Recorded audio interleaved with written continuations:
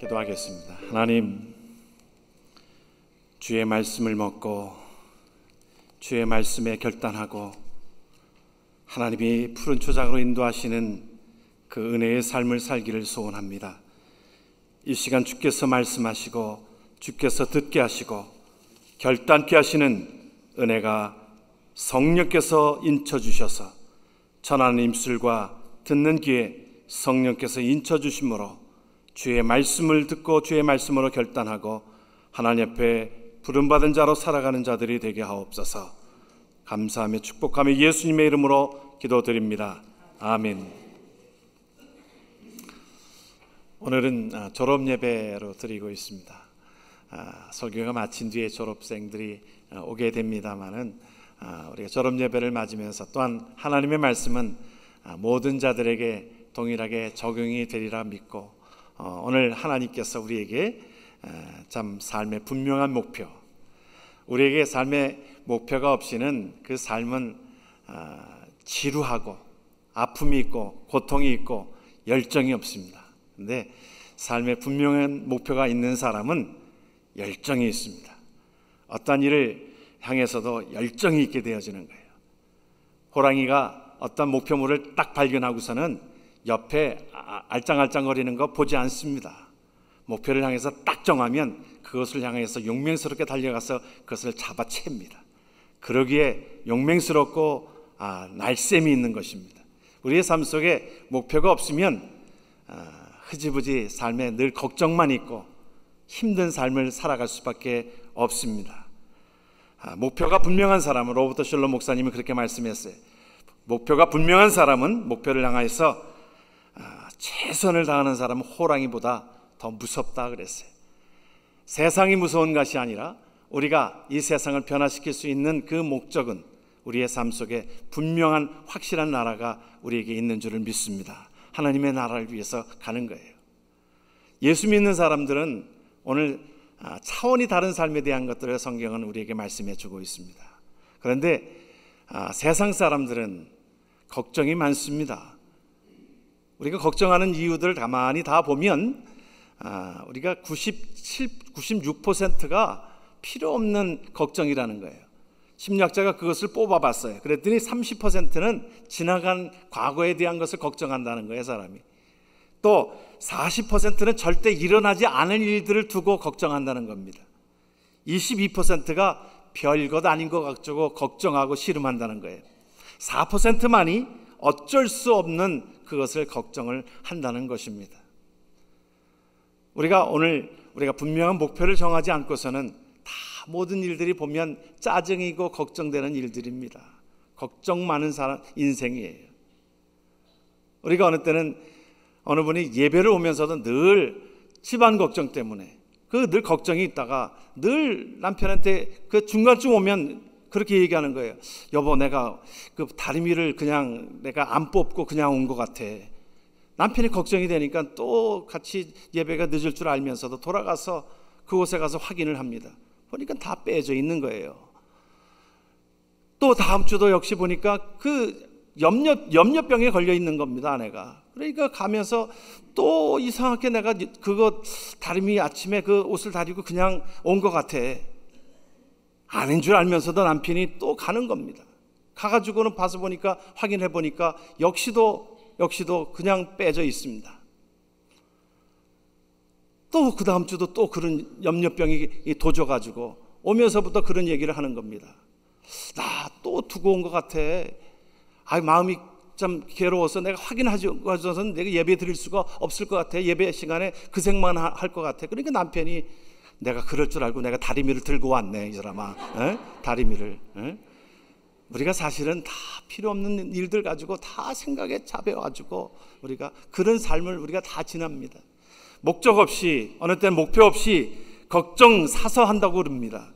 우리 사람이 생각을 몇 번 하지는 않습니까? 하루에 여러분 5만 가지 생각을 한다고 그래요. 우리가 그러잖아요. 우리 옛말에 보면 5만 생각 다 하네, 5만 생각 다 하네. 여러분, 생각을 5만 가지를 한다는 거예요. 그 말이 맞는 것 같습니다.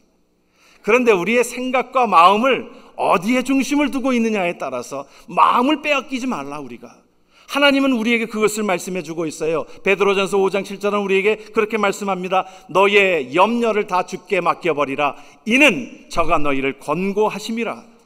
우리의 삶의 심리학자인 에릭 프롬이 그렇게 얘기합니다. 사실은 성경에 있는 얘기에 그렇게 하는 거예요. 뭐냐면 존재형이 있고 또한 그것에 하나님 이 소유형이 있다는 거예요. 그래서 to have냐 to be냐, 사람이 존재형과 그 하나의 소유형으로 나누게 되어지는데, 성경은 우리에게 그것도 오늘 6장에 그렇게 말씀해 주고 있는 것을 사실은 심리학자들은 성경 보고 또 얘기하는 것입니다. 무엇을 먹을까?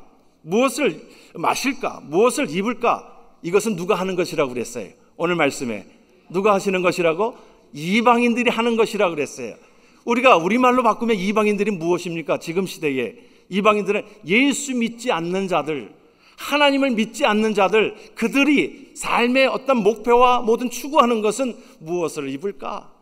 무엇을 먹을까? 무엇을 입을까에 대한 그 염려하는 것이 바로 예수 믿지 않는 자들이라는 거예요. 하나님의 백성은 차원이 다른 겁니다. 차원이 다른 삶이라고 하는 것은 우리가 하나님 나라를 위해서 그의 나라와 그의 의를 구하라. 그리하면 하나님이 모든 것을 채워주신다라고 약속하신 것이 하나님께서 주시는 귀한 말씀인 줄 믿으시길 주의 이름으로 축원합니다. 다른 거예요. 어떠한 소유형은 자꾸 모든 것들을 가져도 만족이 없습니다. 소유욕은 우리에게 모든 것들을 가져다 줘도 그것은 만족함이 없습니다. 만족함이 없으니까 그 모든 목적을 향해서 갔던 사람들은 공허함이 생기는 겁니다. 정상에 올라가서 보니까, 내가 명예도 권력도 모든 정상에 올라가서 보니까 마음에 공허함은 생기게 됩니다. 시간관리 전문가가 학생들을 향해서 이렇게 강의를 하나 합니다. 강의를 하는데 어떤 항아리를 하나 가지고 왔어요. 항아리를 하나 가지고 와서는 거기에다가 그 돌덩어리를 가지고 왔어요. 주먹만한 돌덩어리를 그 항아리에다가 가득 채웁니다. 우리말로 이빠이 채웁니다. 이빠이 채운다는 말이, 우리 한국 사람들은 이 말을 해도요 3개의 국어가 한 문장에 다 있습니다. 운전하다가도 핸들 이빠이 오른쪽으로 틀어 그러잖아요. 예? 예? 누가 이게 저기 가로채면 오이꼬시 하지 말어. 오이꼬시. 이 일본 말인데 저도 일본 말을 하지는 못해도 그냥 단어들이 그것이 우리나라 말인 줄 알고 그렇게 했어요. 어느 나이 드신 목사님들이 있는 데서 목사님 제 우화기 좀 주세요. 그랬더니 목사님도 우화기를 알아요. 그래. 우화기 뭐 일본 말이지요 다. 그런데 일본 말인지 모르고 단어들이 그렇게 쓰여지는 것이 이빠이라는 말이 가득 채웠다 이 말이잖아요. 돈을 가득 채웠어요. 돈을 가득 채웠는데 학생들에게 묻습니다. 여기에 가득 채워졌습니까? 그러니까 학생들이 예 가득 채워졌습니다. 끄덕끄덕해요. 그 강사가 이 다른 주머니를 하나 가지고 옵니다. 조그만 자갈이에요. 자갈을 가지고 와서 그 사이사이에다가 집어넣습니다.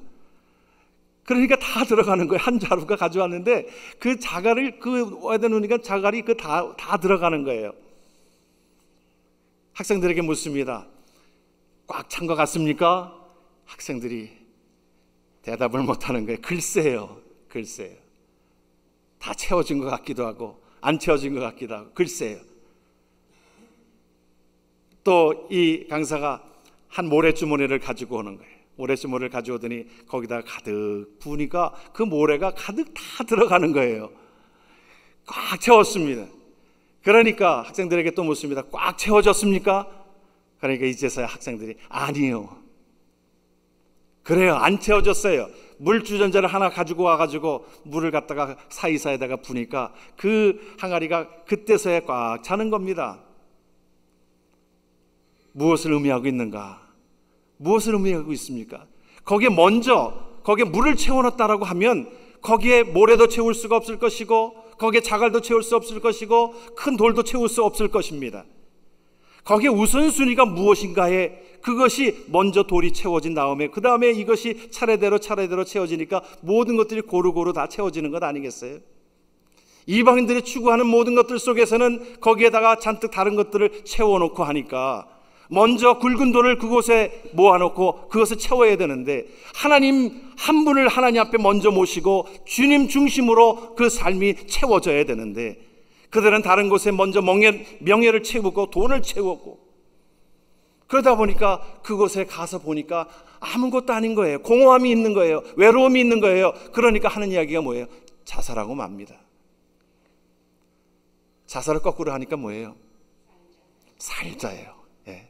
우리가 우선순위가 바뀌어져야 되면 다 죽게 된 자들도 살게 되는 줄을 믿습니다. 하나님 앞에 이것이 하나님께서 우리에게, 저와 여러분들에게 축복해 주시기 위해서 하나님은 하나님의 백성들에게 우리에게 말씀해 주고 있는 것은 우선순위를 너희들이 거꾸로 하지 말고 세상 것으로 하지 말고 이방인들처럼 세상 것으로 무엇을 먹을까 입을까 무엇을 마실까 그것에 먼저 채우지 말고 하나님이 우리를 만드신 목적대로 그 모든 것들을 가득 채우라고 말씀합니다.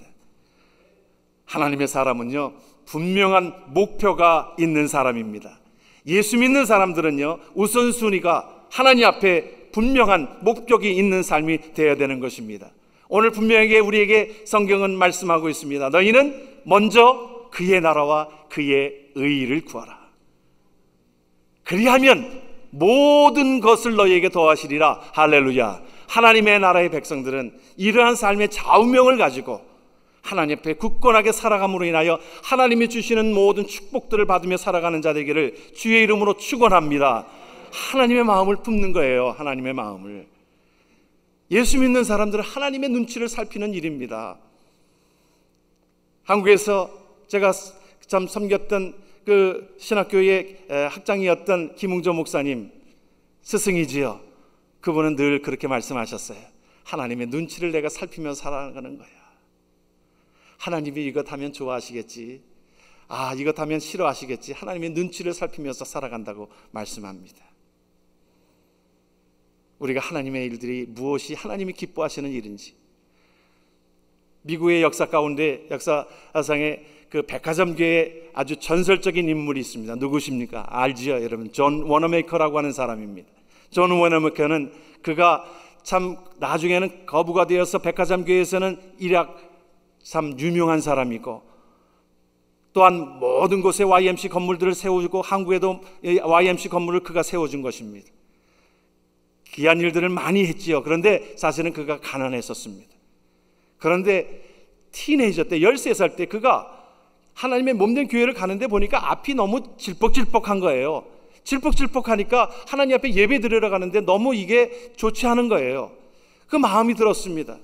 그래서 그 티네이저 때 그 마음이 들어가지고 자기가 이제 일하는 그곳에 그 벽돌 공장에서 일을 해가지고 수입의 일부를 띄워가지고 그것을 벽돌을 사가지고 자기가 그것을 하나하나씩 깔기를 작정하고 조금씩 매주 그것을 사다가 깔곤 했었습니다.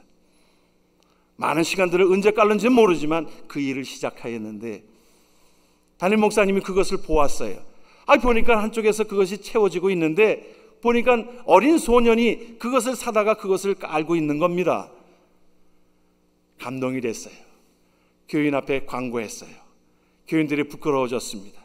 하나님 앞에 이 일들을 위해서 함께 기도하고 하나님 앞에 헌물을 하였습니다. 헌금을 하고 그것을 모아서 교회 페이빙을 하고 교회를 또 새롭게 레노베이션하는 모든 일에 쓰임받았다고 하는 그런 일화를 그의 티네이저 때 한 일화가 있어요. 이미 하나님께서 그 모습을 보신 겁니다. 하나님이 그 모습을 보시고 하나님 우선으로, 내 우선이 아니라 하나님 나라를 우선으로, 하나님의 몸된 교회를 우선으로 생각하니까 이것 하면 하나님이 좋아하시겠다 생각한 그가 하나님의 일들을 많이 할 수 있도록 하나님께서 그에게 삶의 축복을 하게 하신 것입니다. 하나님의 백성은 예배의 우선순위를 두는 것입니다. 하나님의 백성은 예배의 우선순위를 두는 거예요. 하나님은 예배자를 찾는다고 말씀합니다. 예배 잘 드리는 사람 하나님 복을 주십니다. 여러분, 아브라함과 이삭과 야곱과 요셉의 삶을 여러분들이 기억하시지요? 성경은 부에 대해서 부정적이지 않습니다. 세상적인 축복, 이것이 때로는 하나님 없는 축복이, 이것은 축복이 아니지요. 그런데 하나님을 믿는 자들에게 주시는 복은 복입니다. 아브라함과 이삭과 야곱과 요셉, 그들은 하나님 앞에 단 쌓기를 즐거워했습니다. 특별히 아브라함은 하나님께서 그에게 단을 쌓으라고 했을 때에 이삭을 드리라고 하는 거예요. 예물 하나님 앞에 이삭을 드리라고 합니다. 이삭을 드리라고 하니까 주저하지 않았습니다.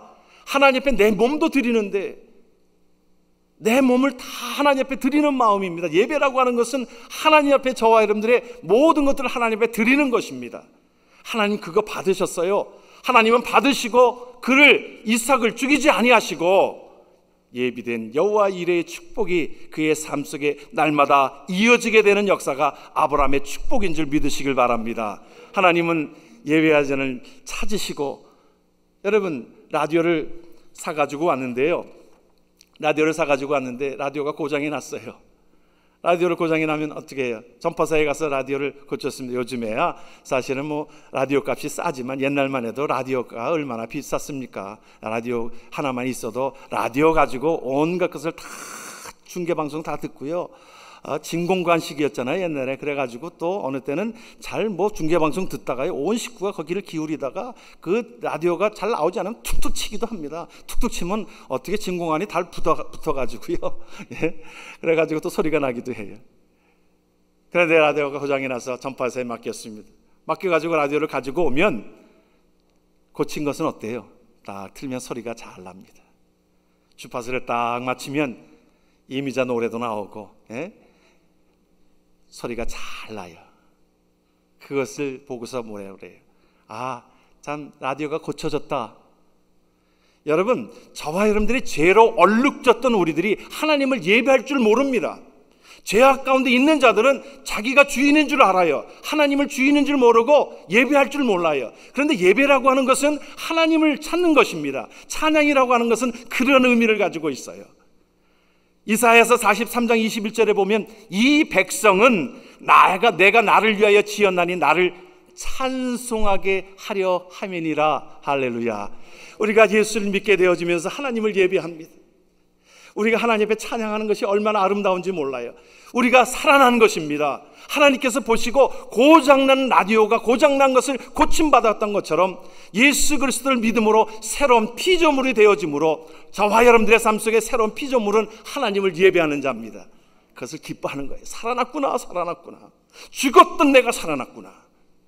아버지를 찾아온 탕자가 아버지를 찾아온 자에게 이제 아버지가 돌아오는구나. 아버지가 먼저 나가가지고 그를 얼싸안고 그에게 모든 것들을 다 부여해주고, 자녀의 모든 것들을 부여해주고, 물질도 그에게 금가락지를 끼워주고, 손을 잡고 함께 즐거워하자. 하나님의 마음이 거기에 있는 거예요. 여러분들이 살아나는 것에 대해서, 예배라고 하는 것은 하나님 앞에 살아나는 것으로 인하여 하나님 기뻐하시는 산 자세의 모습인 것입니다. 로마서 12장은 그렇게 말씀합니다. 너의 몸을 하나님이 기뻐하시는 거룩한 산 제물로 드리라. 이는 너희가 드릴 영적 예배니라. 하나님 앞에 신령과 진정으로 나와서 내 삶을 하나님 앞에 드립니다. 하나님이 그거 기뻐하시는 일이에요. 하나님은 우리가 예배하는 것 정말 기뻐하시는 줄 믿으시길 바랍니다. 하나님이 기뻐하시는 일들 중에 우리가 우리의 소리나는 것 좋아하세요. 우리가 하나님을 향하여 소리나는 것, 이것이 진정한 하나님 앞의 예배예요. 한국에서 어느 목사님이 참 이 논문을 쓰면서 안타까워가지고, 왜냐하면 한국에는 고등학교 3학년 때가 되면 입시 때문에 다 교회들을 나오지 않습니다. 아예 교회 나오는 것 자체를 목사님도 때로는 부담스러워하는 거예요. 공부해야 될 아이가 그런 것들입니다. 그러니까 목사님이 그것에 대해서 나중에 조사를 했어요. 사실은 한국에서요, 산삼보다 귀한 게 뭔지 아십니까? 산삼보다 귀한 게 고3이랍니다. 예? 산삼보다 귀한 게 고3인데, 고3은 아주 떠받들듯이 공부하라고 다 여건들을 만들어 놓는데요, 목사님이 논문을 쓰면서 조사를 했어요. 조사를 해보니까 학교에서 공부를 잘하는, 나중에 대학에 들어가서 공부를 잘하는 1등에서부터 10등까지 어떤 그 조사를 해보니까 그 중에 85%가 믿음을 가진 자들이라는 거예요. 그리고 그 중에서 또한 75%가 주일 예배를 하나님 앞에 성실하게 지키고 하나님 앞에 드려진 자가 두뇌도 우수하고, 하나님이 그렇게 말씀하셨잖아요. 두뇌도 우수하고 그 귀한 일들을 감당하는 것을 통계적으로 뽑았습니다. 2주 전에 록펠러에 대한 얘기를 제가 나눈 적이 있습니다. 지금의 전체적인 최고의 부자가 누굽니까? 빌 게이츠가 최고의 부자입니다. 그 재산이 얼마냐면 오래전 이야기지만은 1,010억 달러입니다. 여러분들은 애지간해서 놀라질 않는데 1010억입니다. 여러분, 이게 환산이 잘 되지 않아요. 저도 잘 환산이 되지 않는데 1010달러가 아니라 1010억 달러입니다. 근데요, 그때의 록펠러 재산이 얼마였는지 아십니까? 3183억 달러예요. 3배입니다. 전무후무한 거부입니다. 그가 그 재산을 가지고 나중에는 쓰는데 다 자선하고 학교를 세우고 또한 기독교 학교를 세우고 교회만 세운 것이 그의 생애 가운데 4,986개를 세웠어요. 교회를 여러분 4,986 엄청난 교회를, 자선단체를 세우고 많은 일들을 감당하였는데요, 그의 어머니의 그에게 준 중요한 유산과 유언이 있었습니다. 그 중에 보게 되어지면 유산 가운데 그가 예배에 충실하도록 예배를 하나님 앞에 먼저 드리는 것을 그에게 강력하게 얘기하고 그가 그것을 깨달았습니다. 그래서 예배 시간에는 네가 30분 먼저 와라. 그리고 교회 맨 앞자리에 앉아라. 그것을, 예배를 드리는 자세에 대한 것들을 어머니가 그에게 얘기하고 있어요. 11조에 대한 것들을 얘기하고 있었어요. 11조를 철저하게 하나님 앞에 드려라. 나중에 록펠러가 11조만 관리하는 사람이 얼마나 많은, 그것이 돈이 얼마나 많은지 그것을 환산하는 계수위원이 42명이었다는 거예요. 11조만 카운트하는 사람이 상상되지 않죠. 그리고 그의 참 유언 가운데서 언제든지 담임 목사님 편에 서라 유언했다는 거예요. 여러분, 별로 이 아멘 소리가 없는데, 여러분, 제가 이 얘기하려고 제가 이 예화를 끌은 겁니다, 사실은. 여러분, 근데요, 사실은 그게 웃지만요, 여러분들이 담임 목사랑 관계가 불편하면요, 하나님의 말씀을 아무리 잘 전해도요, 왜곡돼서 듣고 잘 들리지가 않아요. 그래서 그런 거예요. 여러분들 그러는 줄 아셔야 돼요. 그래서 제가 요 얘기하려고 앞에 서론이 좀 길었던 겁니다. 록펠러가 예배를 철저하게 하나님 중심으로 드리고, 그가 하나님 앞에 물질을 하나님 앞에 귀하게 이것은 구분하여서 드린 그 삶을 통해서 하나님 기뻐하시잖아요. 먼저 무엇을 하나님 앞에 하나님이 기뻐하시는 일들을 감당하니까요, 그의 생애가 몇 살까지 살았다고 그랬어요? 98세까지 건강하게, 끝까지도 건강하게 살았다라고. 그리고 하나님께서 주신 물질을 가지고 하나님의 나라를 위해서 얼마나 많이 섬겼던 그 삶을 우리가 본받기를 소원합니다. 그런데 이 말세 때에는요, 히브리서 10장에 보게 되어지면 말세 때는 어떤 현상이 일어난다고 하냐면, 모이기를 패하는 어떤 사람들의 습관같이 하지 말고, 어떤 사람들의 습관이라고 하는 것은 이방인들의 예수 믿기 전의 습관입니다. 하지 말고 오직 권하여 그날이 가까움을 볼수록 그리하라. 그러니까 말세가 가까이 오면 우리의 마음과 생각을 뺏는 요소들이 너무너무 많기에 말세 때가 다가올수록 하나님 앞에 마음을 들여서 신령과 진정으로 예배하는 자들이 되기를 원한다는 하나님의 말씀인 줄 믿으시길 주의 이름으로 축원합니다. 하나님의 사람은 무엇에 우선순위를 둡니까? 사명에 우선순위를 두어야 합니다. 일들을 위해서. 이 세상에 네 종류의 사람이 있는데, 한 종류의 사람은 이익만을 추구하면서 어떤 이익을 쫓아서 가는 유형이 있습니다. 또 한 종류의 사람은 편리한 것, 편안한 것들만 추구하는 사람이 있습니다. 셋째는 쾌락을 중심으로 살아가는 사람들이 있습니다. 쾌락이라고 하면 다 쫓아다니면서. 이 모든 자들은 이방인들이 구하는 것이라. 그러나 예수 믿는 자들은 무엇을 위해서 삽니까? 우리의 삶의 목표가 사명을 위해서, 사명의 우선순위를 두는 것입니다. 사명을 위하여 살아가는 거예요. 사명이라고 하는 것은 무엇입니까? 사명은 그 일을 하지 않으면 안 되는 하나님의 부르심이라고. 이것은 옵션이 아니에요. 예수 믿게 되어지면 믿는 순간에 하나님께서 우리에게 주시는 사명이라고 하는 것은, 이것은 해도 되고 안 해도 되고 아니라 성경에 보게 되어지면 그 명령조로 되어져 있습니다. 사명은 예수 믿는 자들은 이 일을 위하여 존재케 되어진다. 그럴 때 하나님께서 우리에게 이것을, 우리가 심리학적인 용어로 그 일들을 감당할 때에 어떤 일이 일어나게 되어지냐면, 우리가 이 사명을 감당하는 자들은 우리에게 자존감을 갖게 합니다. 자존감, 자신감, 만족감, 이것이라고 표현할 수 있는 거예요. 여러분 기억하시는 대로 애플사의 그 스티브 잡스가 죽었습니다마는, 그가 그 많은 큰 일들을 이 참 인류에 여러 가지 기여하는, 여러 가지로 많이 기여했습니다. 그런데 그가 누구를, 그 경기가 어려웠을 때에, 경제가 어려웠을 때 누구를 영입해가지고 그 일들을 감당을 했냐면, 스티브 잡스가 그 당시에 누구를 영입하려고 했냐면 펩시콜라 CEO를 영입하려고 했어요. 그때 어떤 일이 있었냐면 늘 코카콜라가 앞서가고 있었습니다. 펩시콜라는 늘 뒤쳐가고 있었는데, 그때 존스 컬리라고 하는 이 CEO가 그 아주 탁월한 경영학으로 인해 가지고 이 펩시콜라가 코카콜라를 앞섰습니다. 센세이션이 일어났지요. 콜라 하면 코카콜라 아닙니까? 그런데 펩시콜라가 그것을 앞선 거예요. 그러니까 이 스티브 잡스가 그를 영입하기 위해서 그를 초청하고 우리와 함께 일하자고, 우리의 이 회사와 함께 일을 하자고 하니까 콧방귀도 끼지 않는 겁니다. 그렇잖아요. 자기의 명성과 모든 것들이 다 이제 얻게 되어졌는데 자기가 아쉬워서 스티브 잡스와 뭐하러 같이 가서 일을 합니까? 그런데 결정적인 그 한마디가 그를 삶을 바꿔놓았어요. 뭐냐면 스티브 잡스가 그에게 얘기합니다. 당신은 평생 설탕물이나 팔면서 당신의 생애를 허비하겠습니까? 아니면 세상을 바꾸는 일에 자신을 던지겠습니까? 그 말이 그의 가슴에 참비수같이 꽂혀서 그의 삶을 뒤바꾸게 되어지고 스티브 잡스와 함께 일을 사역하는 일에 동참하게 됩니다. 사람은 우리가 어떤 일에 참 자존감을 가지고 살아갑니다. 하나님께서 저와 여러분들에게 그저 이 세상의 방식대로 무엇을 먹을까, 무엇을 마실까, 무엇을 입을까 거기에 신경을 쓰고 살아가는 인생이 아니라 무엇을 위해서, 사명을 위하여 하나님의 일들을 함께 가자.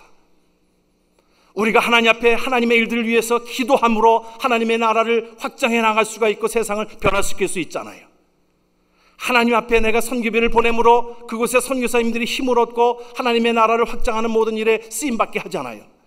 내가 직접 나가서 하나님의 일들을 감당하면서 한 사람을 전도하여서 그 사람이 천하를 바꾸는 놀라운 일에 쓰임받게 할 수 있잖아요. 하나님께서는 이 일을 위하여 하나님께서 저와 여러분들에게 다 소명을 주신 줄을 믿습니다. 사명을 주신 줄을 믿습니다. 저와 여러분들은 다 같은 사명을 위해서 살아가는 자들입니다.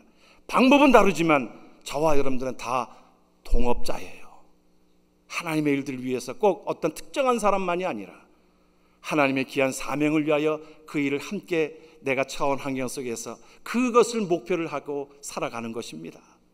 사도 바울은 그것을 깨달은 자입니다. 사도 바울은 그 사명을 깨달은 자입니다. 하나님 앞에 예수 믿기 전에는, 예수를 만나기 전에는 그의 모든 것들, 돈, 명예, 권력, 모든 것들이 그 삶의 목표였어요.